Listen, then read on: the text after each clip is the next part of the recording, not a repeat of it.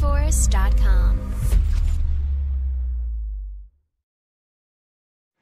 نمیمانی در این دنیا 90 سال مگر هستی برای غیر حمال.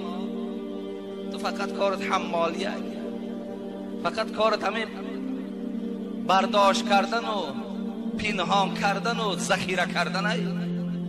وقت تو میگن نمیمانی در این دنیا 90 سال، تو یقینا 90 سال حیات نمیبینی. اگر 90 سال گارانتی میداشت که حیات میبینی، بگذار ذخیره کن، جمع کن، نپوش، دلت نشود. اگر 90 سال باشد نمیمانی در این دنیا 90 سال مگر هستی برای غیر حمال.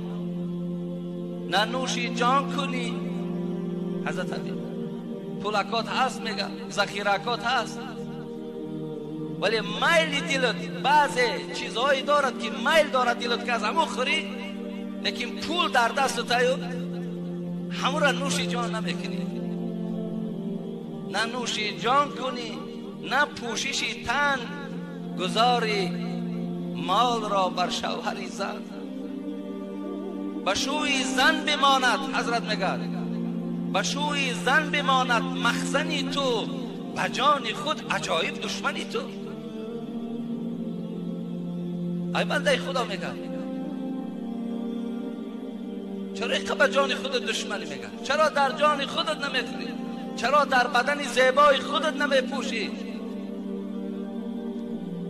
شیخ سعدی هم خدا رحمتش کند کم نگفته است.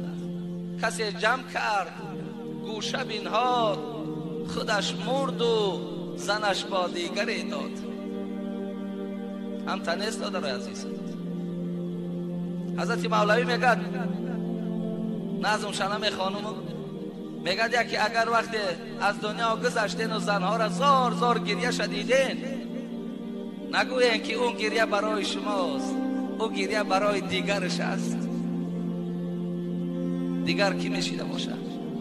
با کی میشیده باشه؟ با کی یک جای میشه؟ حضرت میگه گریه برای او اشک شادی، میگه اشک غم نیست.